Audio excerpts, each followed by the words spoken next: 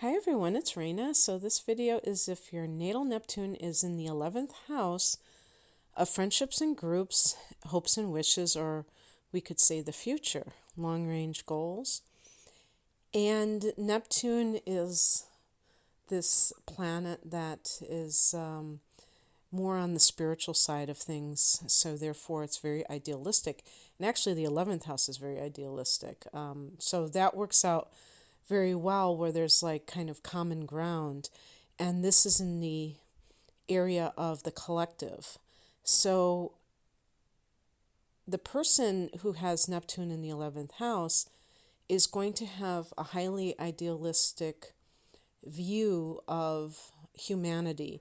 And this can extend to even career aspirations if other factors support it. So, for instance, let's say that your sun is in this house as well, or your sun is in Aquarius.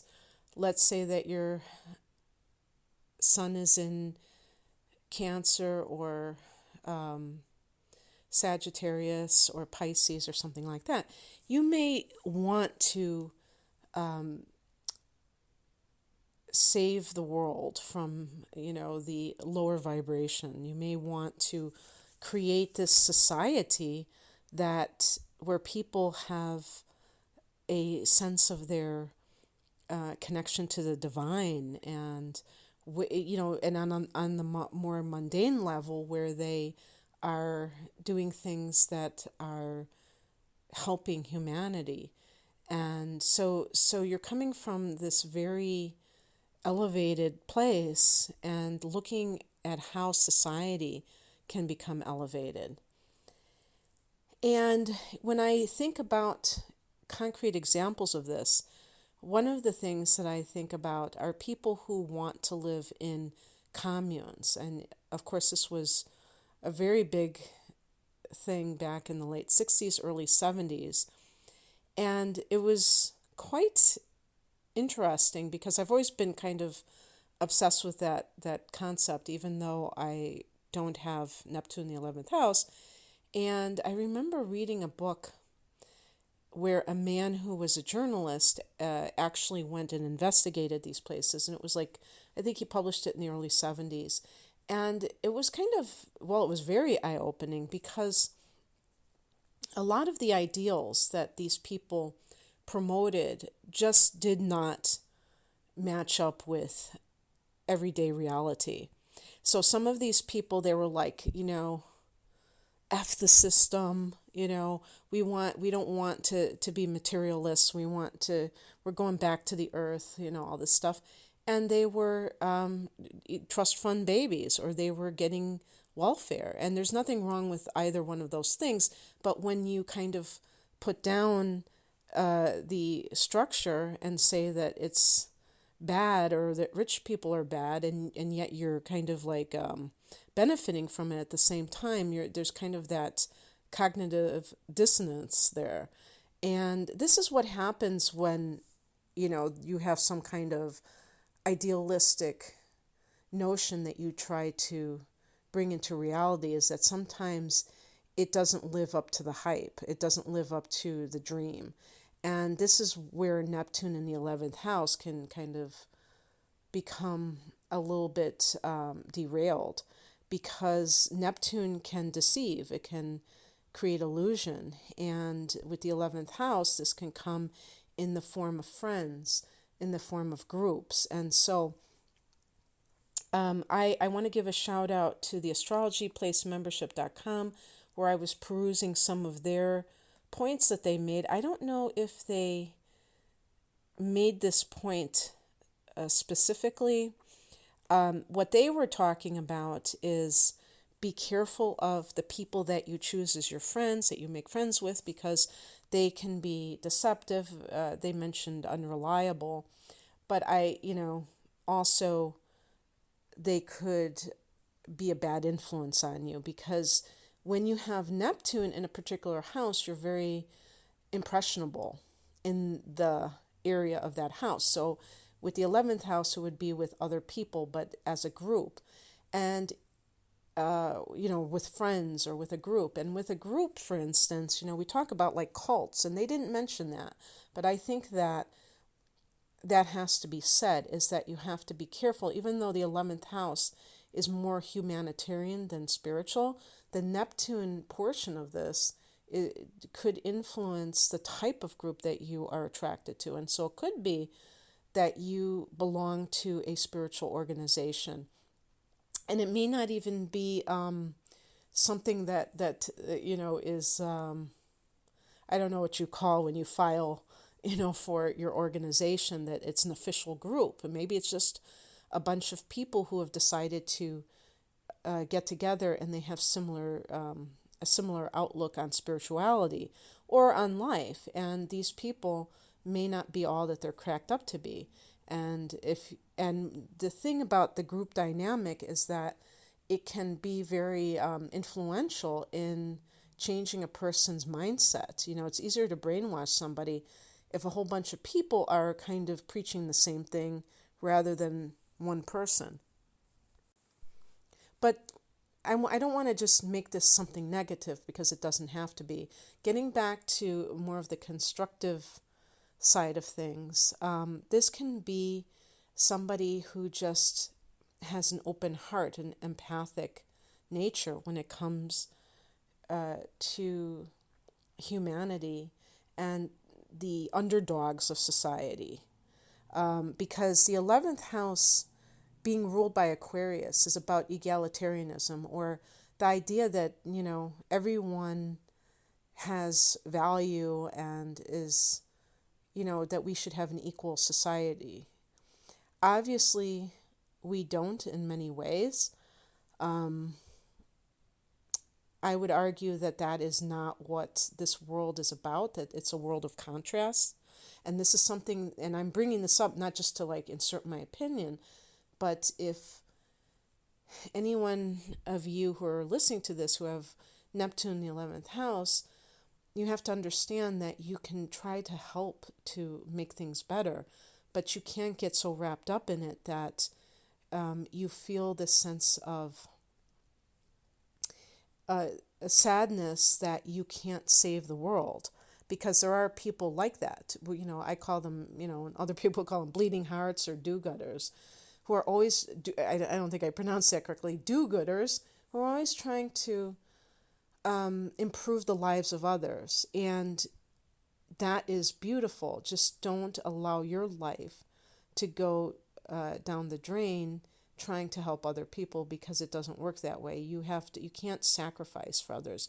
And Neptune can be about sacrifice. I mean, you can do it to a certain extent, but not that it takes a toll on you. And because then you won't be good for anybody, because you'll be with your own problems that you can't help others. So you always have to kind of create boundaries between yourself and others, because Neptune dissolves boundaries. Neptune is about like, hey, we're all part of this cosmic soup. We're all one, man. Like, wow, groovy. And yes, we could say that we're a collective soul. I don't know what song, what hit they had, but I remember back in the 90s, Collective Soul. But yeah, we're all one, but we're all individual souls at the same time. Life is a paradox. So you always have to know what your boundaries are, because this can come up in friendships with people who have Neptune in the 11th house. They can be the one that everybody turns to cry on the Neptune in the 11th shoulder, to, hey, can I borrow some money, blah, blah, blah. And then when you need something, it's like you get, it's just crickets. So you have to be the kind of person that doesn't get taken advantage of in friendships. And that can be a challenge, because you are so maybe even psychically connected to your friends that you really feel it's like a deep connection. And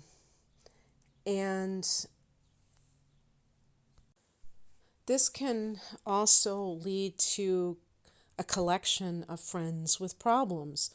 The friends who have addictions, the friends who have always need you to be their sounding board because they're in one bad relationship after the other. And you may feel like very much almost like their counselor and may enjoy that, but it can drain you. And so this is what I was talking about earlier. You have to be careful that you're able to assess when somebody is asking too much of you and is draining you psychically. Like the energy vampire. You may attract energy vampires as friends. Energy vampires can be malignant narcissists or narcs, but sometimes, covert narcissists, I don't see them as always, I don't see them as malicious a lot of times, but hapless. People who, they just can't get it together.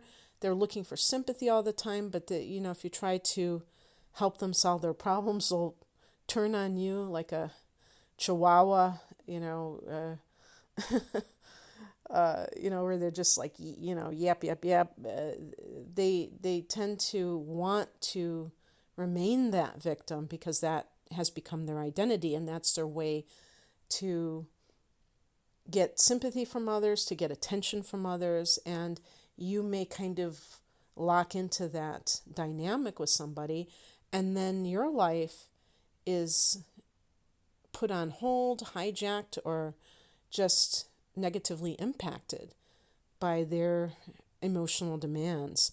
So again, with boundaries, it's being able to see what is acceptable, what is reasonable, and not to feel guilty. That's the biggie, because porous boundaries mean that you're like, oh yeah, sure, yeah, I know you've said you're going to pay me back and you've borrowed money from me, 3 times, and all that. Yeah, don't worry about it because you have the money and they don't. So you're thinking on those terms instead of thinking about, is this ever going to end? Am I just enabling this person, really? And what is this relationship about? Are they really my friend, or are they basically just using me? So being able to see relationships, see friendships, and the same applies to group associations in a realistic way, maybe a challenge that you have to really be on top of so that you're not fantasizing about it and kind of, in some cases, even minimizing some of the negative attributes or things that you're noticing with that person or that group. Because sometimes this happens with groups. So, for instance, the person who belongs to, I don't know, I wanted to say like a church group because this seems to happen in those types of scenarios. But I really don't want, well, I guess I could say it's any type of group. Let's say it's a church group and they expect you to donate your time, and you decided that you want to take a break from it for a while. And then they're treating you like you're doing something wrong when you have given so much of yourself. And then you kind of capitulate, you feel guilty, or they just keep, it's like more and more, it's never enough. But this always comes back to you. You can't act like you're the victim because you have to learn how to say no with these people that you're dealing with. One of the things that you may find besides spirituality that makes you bonded with others in a group setting is some kind of theatrical association, even if it's not, professional or anything like that, like an acting troupe. Or what came to my mind are the people that I see who they jam and they do folk music and that sort of thing, and also bluegrass music, and they go to our local farmers market. I saw them at a local place where I went to get some coffee, and it doubles as a bar, so they probably perform there, but they're kind of like regulars, I think, at that place. And just when I was around these people, I could tell that they're really getting spiritually nourished from each other, because art is, to me, spiritual, that you can't separate the two. And so that's a really great feeling, and that can, it's like that the power of the collective. When you're making beautiful music, when you're doing something that elevates people, to me, that's such a great power that is being generated. So, in any case, that is what I see for this particular house placement.